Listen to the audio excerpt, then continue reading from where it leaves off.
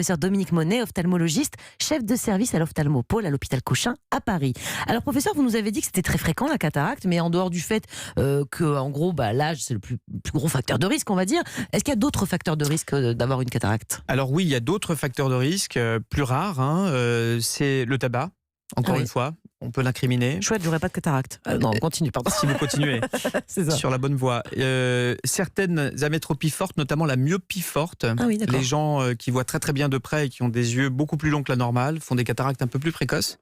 Certains médicaments, notamment les corticoïdes, qui sont largement prescrits, peuvent donner des cataractes. Le diabète donne des cataractes aussi plus précoces, qui sont aussi d'un autre type. C'est des cataractes qui se développent à une partie très particulière du cristallin, qui sont plus rapidement gênantes d'ailleurs. C'est des cataractes sous-capsulaires postérieures. D'accord, Jimmy. Et quels sont les premiers signes qui peuvent amener à consulter en vue d'une éventuelle cataracte? Alors la plupart du temps, c'est la baisse d'acuité visuelle.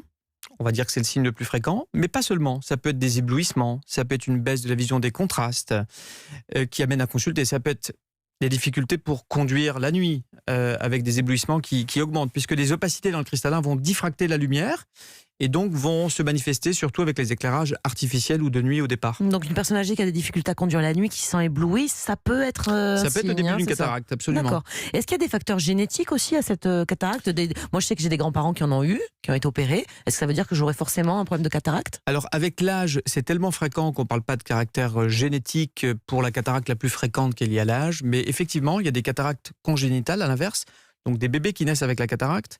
Et là, le facteur génétique est au premier rang, puisqu'il y a vraiment des familles avec des cataractes congénitales. Et puis, il y a des cataractes aussi plus précoces qui, là aussi, sont de nature génétique. Mais on va dire que c'est quand même, ça reste une minorité.